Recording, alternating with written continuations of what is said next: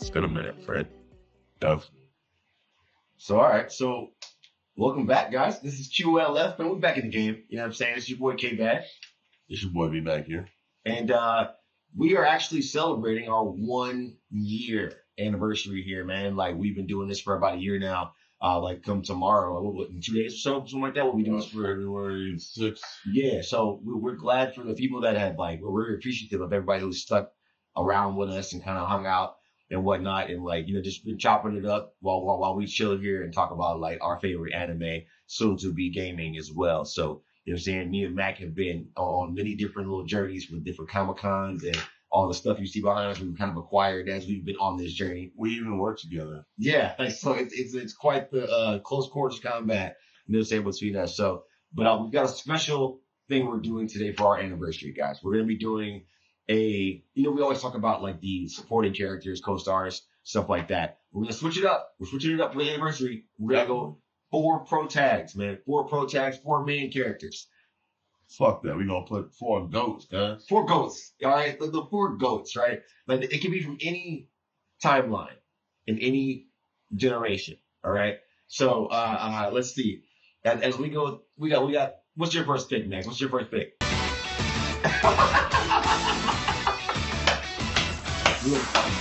Oh man. Okay. All right. So let's assume that he's got Goku. We're gonna call him Goku. We're gonna call that he's got the Goku pick. Son. He's got the Goku pick. All right. Now, judging by my shirt, you would think that I would go after Mr. Vegeta, but Mr. Vegeta. Yeah, we'll put some respect on him though. Hey, we'll put some respect on it. You know what I'm saying? Like, you know what I'm saying? New addition to the wardrobe. Thanks to my homie right here. You know what I'm saying? We out here. You know what I mean? But happy belated. yeah, thank you. Thank you. His little birthday gift. So check it though. My pick is Yusuke Urameshi. We're gonna go over to Yu Hakusho and grab the brawler 1v1 specialist himself, Yusuke Urameshi.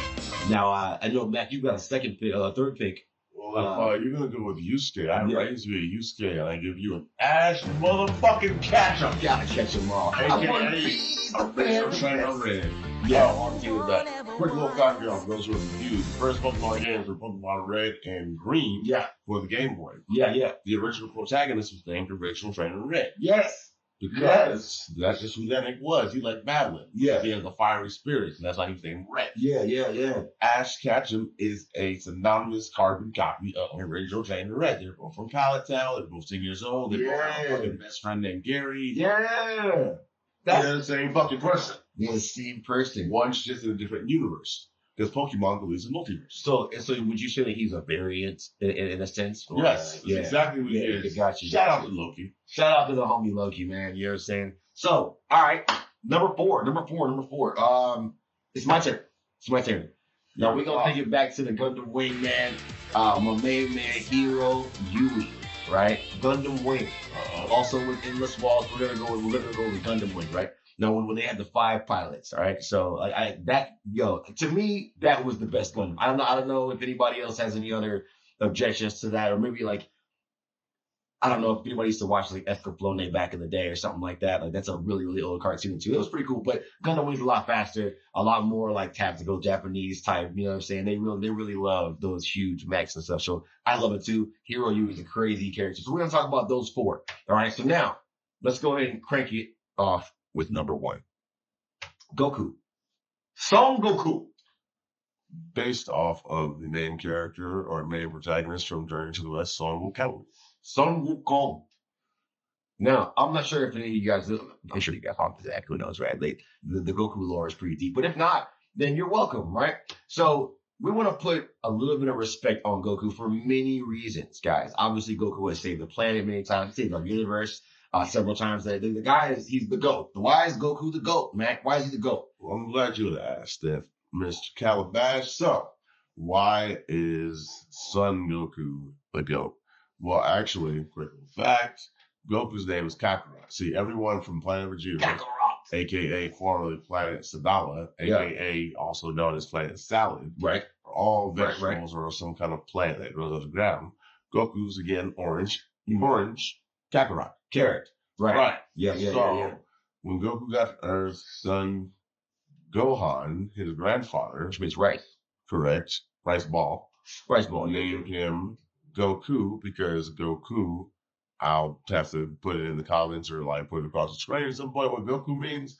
But Goku's kanjis, I can tell you, mean enlightenment in all the schools he's trained under. So if we look at my jacket, we have this is the Eternal School. This is Goku's first master. So let's take that back to goddamn Dragon Ball. Goku's been around since the 80s, okay? Yeah. R.I.P. Kira Toriyama, who passed last year. Yeah, man, we definitely want to thank him. But we want to talk about how Goku has gone on this journey. And Goku essentially, and again, no disrespect to Akira Toriyama, Goku's backstory is synonymous to fucking Superman. Agreed. No, definitely agree. Definitely agree. Yeah. Because his planet was getting ready to be destroyed, and he was sent in the last little capsule, and he was found, and he was abnormally strong and different and everything else, and had been raised in the wilderness after he accidentally killed his grandfather when he found his armor the first time he went to the moon. Right. Or the second time he went to the moon, because his grandfather said never be out. Grandfather Gohan. Correct. So that's just Dragon Ball. Yeah, right? Yeah. So now we go up it up some. Yeah. We go to Dragon Ball Z. Now, the reason it's called Dragon Ball Z is because Akira Toriyama initially intended on ending the manga there. Okay. Z being the last letter alphabet, Z being the end. Right. Well, what happened was the fans went nuts.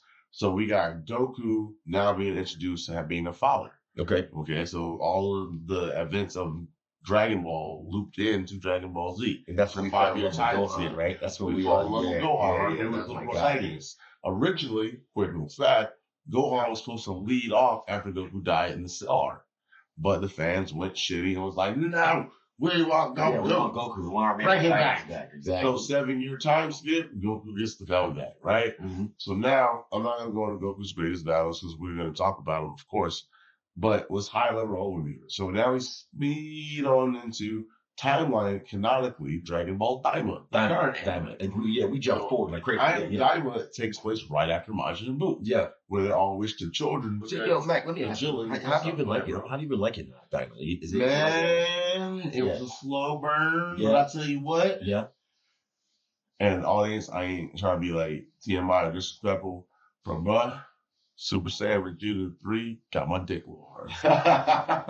Pause. All right. So, pause. I was like, damn, I went all my life. Totally pause that. But I feel like that was an epic moment for Vegeta fans everywhere because, for one, we had never seen that. Right. So we never knew he could do it. We never really could do it. Like for all intents and purposes, we were under the impression that Vegeta had just skipped that transformation, or he had no need for it, right? Well, I believe my understanding is more, he understood that it's a waste of power. Right. Because Goku and Vegeta have different fighting styles. Correct. Goku's more of a brute force fighter tactician, while Vegeta is all strategy tactics. So Vegeta don't want to hit you super, super hard. Vegeta wants to hit you most efficiently. Goku's going to try to overmight you because when you think about it, and you really think about it, Goku technically is not stronger than Vegeta at base. Goku has to use Kaioken to keep up. with Vegeta. So I feel like as he's ascended though more, like because I think and that's because they dueled so often that they kind of know each other's fighting styles in a sense to where like I feel like he doesn't necessarily need Kaioken now. Like you know what I'm saying? Because maybe he gets ultra instinct. You know what he needs to do? What's he need to do? He needs to stop all over your damn blood. Am I holding it? Okay, I'm attacking you. Jesus Christ. All right. That's it. I apologize. I hold the blood sometimes. Okay, it's fine. But all right, so look. Now, that's why we think Goku's amazing in many different ways. He's kept us entertained. He God in Dragon Ball Super for God's sake. I think he would beyond that. Like so with Ultra Instinct. Yeah, he went beyond that. Beyond the fucking what they call it? Beyond trespass in the domain of the gods. He used that might to conquer Jiren. Yeah. So okay. We're gonna stop whizzing Goku so much. We all know how awesome Goku is. You know what I mean? Like it's one of those things where you can talk for hours about how many facets he has and how many times he's switched his style up to defeat a foe. How many masters he's trained under. How many masters he's trained under, which no one has ever done. So it's just I don't know. Goku's an awesome protagonist, martial arts genius. But let's go ahead and we're gonna go into our number 2. Right, number 2. The character we're picking is going to be Yusuke Urameshi. We're going to like do a little bit of a dive into Yu Yu Hakusho and talk about Yusuke Urameshi. We all know the beginning story with him, with the whole like saving the kid from across the street where he was going after the ball on the road, and the Yusuke hits him, bow, all of a sudden he dies, and he's a ghost, right? And then he became a detective. And so the whole thing with Yusuke, to me, is that Yusuke never backed down from a fight, like ever. Like you never saw Yusuke like afraid. Bro, what like the first 2 episodes him just beating up Kuwabara? Just beating up Kuwabara, bro. Like, and Kuwabara was the big homie though. Like they was chilling, you know what I'm saying? Like, bro, Kuwabara was so down with the squad when Yusuke first died. He was like, wake up, fight, man. No! Fight, right. It was honestly, when I watch it now, right, as an adult, it's kind of a tearjerker moment because you're like, if anybody's ever lost anybody out there or whatnot, or lost a friend, and like if you were to have that friend's ghost, let's say if no one knows how you really think about them, let's say you've been arguing with a guy this whole time, or y'all be beefing every time y'all meet. CJ lost me. Yeah. So think about if I lost Mac, but like now, out of nowhere, I'm at the funeral, right? And my ghost, or your ghost, is looking at how I really felt about you that whole time, right? Like he didn't know that Kuwabara was really the homie the whole time. He really was like, nah, you was pushing me to be better. Nigga, like, you know what I'm saying? You're the only reason why I'm strong like this. I'm saying you the best, nigga. Like, it's all that. Like, quick side note and quick little fact. Yeah. The man on your shirt did the same thing. Yeah. Who died in the Cell games? He said, "I'm no longer." Yeah. He's like, you're the best. No. That's Majin Buu. That's what he said. He was the best. Is Majin Buu? At the end of Majin Buu. I thought he said stands when he said that. No. Huh. Well, I'm talking about when Goku blew himself up with Cell. When Gohan finished the fight. Yeah. Vegeta looked and was like, "He's gone." He said, "I will never fight again." Oh, no. So we're talking about two different things. So I was talking about the one where he was saying Kakarot, you're the best. You have the end of Z. The end of Z. Okay, gotcha. Yeah. All right, yeah, keep me straight. But we're actually on Yusuke right now, right? So we gotta stay focused on my man Yusuke. Either way, so he's always ready to run the ones. When they went to the 3 beasts and they had to go through with the tower, you know what I'm saying? And that's when you got Hiei, Kurama, he's got his little squad, you know what I'm saying? I like the fact that one protagonist had a team. Now, granted, Goku's got his team, you know what I'm saying? Other protagonists have their like squads, but I particularly liked Yusuke's team because he had 3 different like people that they had totally different personalities. Like a squad. He had a fucking stacked squad like Hiei, Kurama, Kuwabara. Like, so let me ask you something, Calvin. If we were to say that by current standards of Dragon Ball, that Jiren was Goku's mightiest opponent, what would we say? Who would be Yusuke's Jiren? What was the game? Was it the guy with the brother? No, not Toguro. Well, Toguro was crazy, but the dude that he fought that had the most all that armor and shit. But like, no, I really got to go with Toguro because Toguro was a lot more menacing, right? You know, you kind of thought Yusuke might lose this. Yeah, I think what was the other dude's name? Shisui or some shit like that. Shisui was like he had a mental complex. I feel like he had almost like. Yeah, he was losing his mind on the pursuit of power and stuff like that. So Yusuke, I feel like Yusuke with his transformation was easily able to defeat him. Like after he actually met his dad and shit, you know what I'm saying, and like got to see like what really his whole demon side really was and shit like that. I feel like Yusuke was easily able to overcome that foe. Now Toguro put Yusuke through the rear because that's early Yusuke, right? Yusuke is still figuring out his spirit guns and that. He's thinking that he's got like, you know, the Green Lantern ring on between his fingertips, you know. But at that time, Toguro would fuck with Yusuke. He'd go at the tournament, he wouldn't found him. You know what I'm saying? And pressed him outside the ring. You know what I'm saying? Type shit. So I feel like he was a lot more diabolical when it came down was to he more menacing though? I think he was more, yes, agreed. Toguro was the most menacing, I feel like. Okay. You know what I'm saying? He instilled the most fear because he had no issues killing it. Okay, am I holding it again? Sure. Here, just take it. I'm gonna hold this. Jeez, you hold that. I'm hold this for now. You hold that. But yeah, but no, we gotta put respect on Yusuke, dude. Like his fighting style always changes. His training under Genkai, like the whole spirit way technique that he got. You know what I'm saying? When he actually was able to unlock his like, spirit beast, like everything that went down with Yusuke was monumental to my childhood, and I want to like put some respect on that. I relate a lot to Yusuke's personality and the way that he kind of just never backed down from any situation. He always overcame. So I definitely want to add him. Now we got to switch it up again. Number 3. Okay, number 3. I wanna be the very best. Y'all not gonna get so get paid. Bound by talent. Get paid for the talent. Okay? So check it out, y'all. Check it out. I am a diehard Pokemon fan. Yeah, you are for sure. Here's the thing. We got the Switch 2 coming out this year, right? Mm-hmm. We've got fucking Pokemon Gold and Silver remakes coming out this year, right? Yeah. Also, y'all hold CJ accountable, aka Calabash accountable. He gonna be my fucking Gary. I told him I need a fucking rival. Gotta He get my out here. Pokemon Shark. Gotta get out I here. done told him I'm gonna run motherfucking 6 Charizards on his ass, bro. Hey, Nigga comes to my Charizard Valley, bro, how are you gonna beat like 4? I got Blastoise. Easy.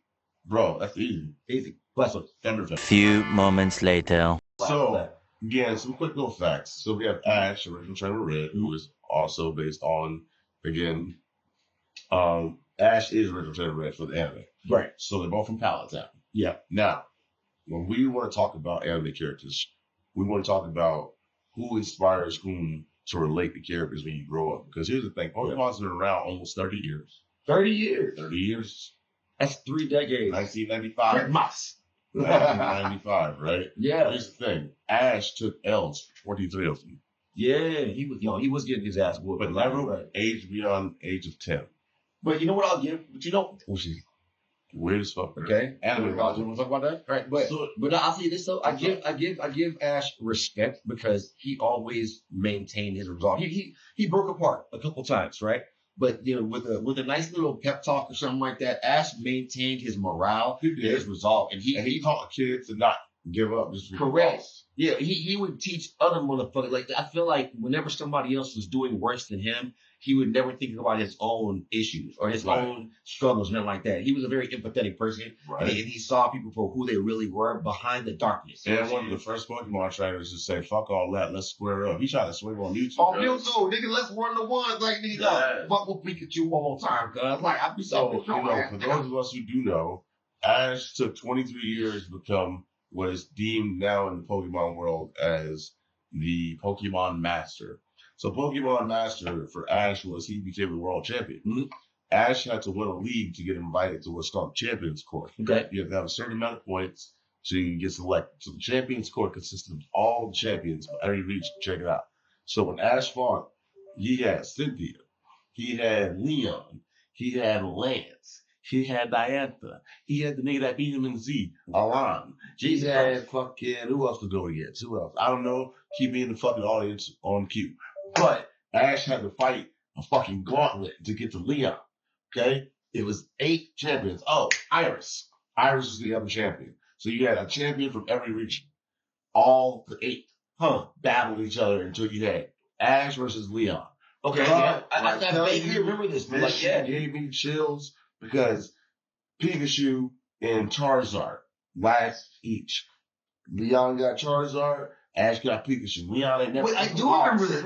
Ash ain't never taken a loss, right? I mean, Leon ain't never taken a loss. So he's like, Ash, let's go all out. Let's do this. I'm going to use all your battle items. We got Dynamax. We got Mega Evolution. We got fucking Z moves. Shit was going climactic. So you got Pikachu almost fucking KO'd, right? Charizard hit his ass. Bro, the screen whites out.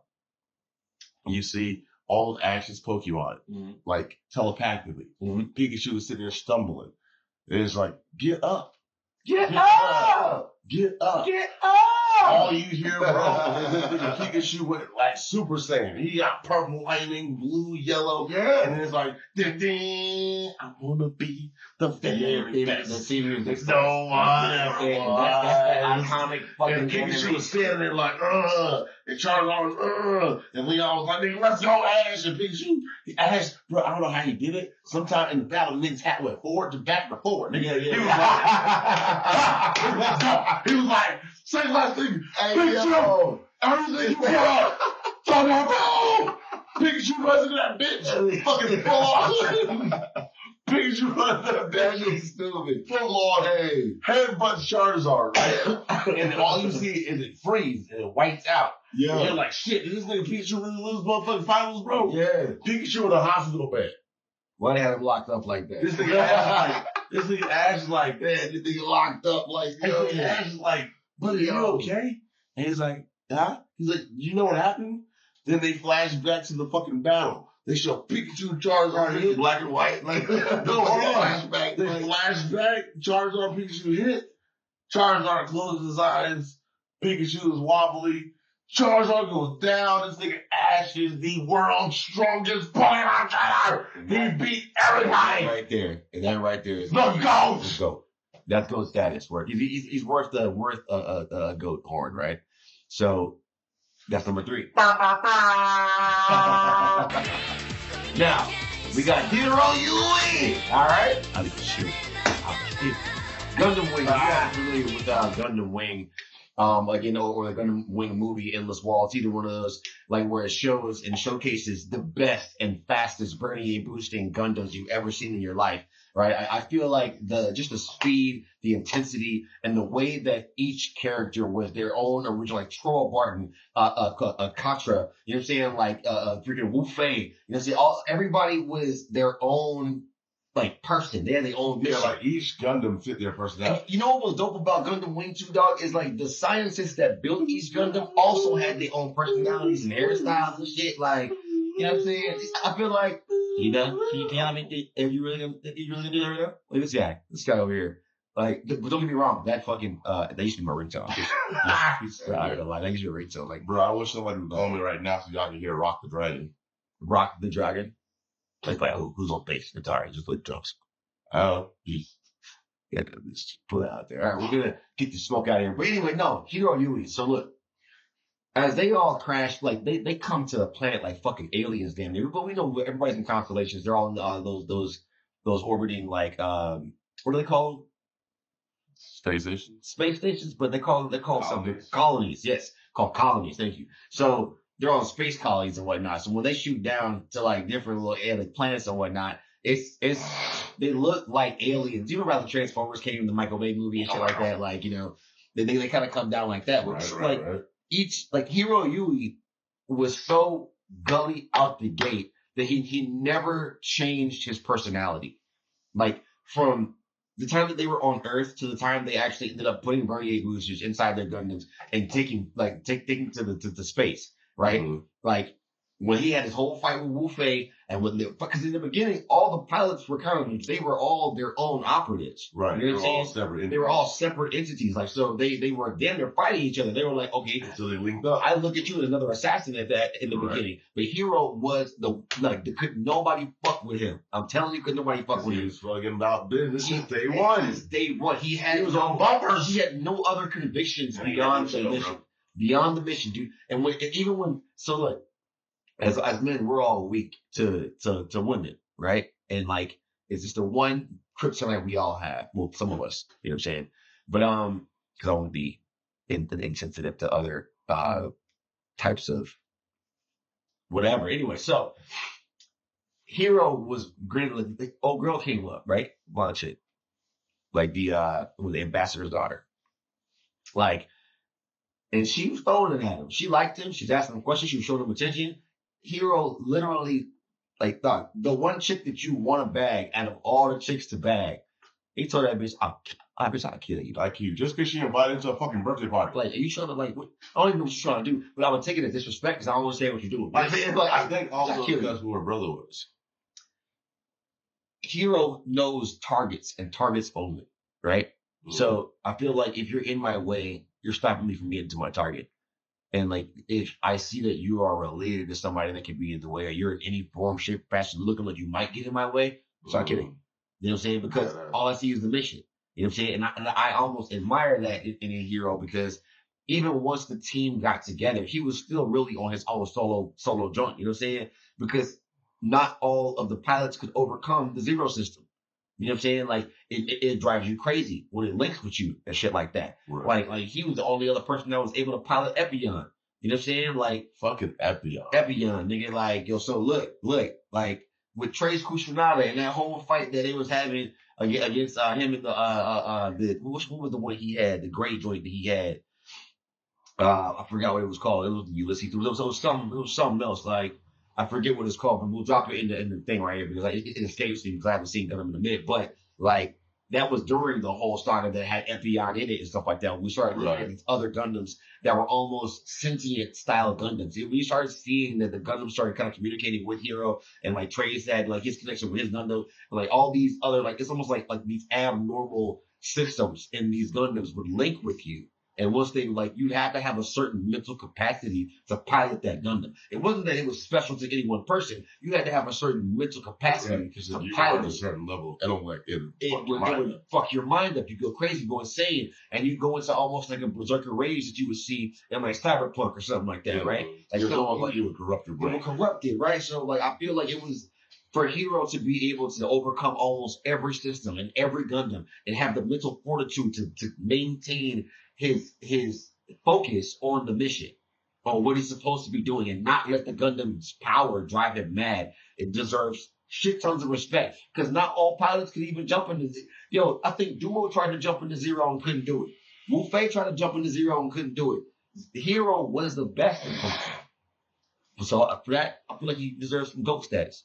Definitely. You know what I'm saying? But we appreciate y'all, and again, I want to say that it's been a hell of a ride for this last year. We got our next event coming up, being MomoCon in May. Momo, yep. I'll be there as Deku. I'll be Chisaki.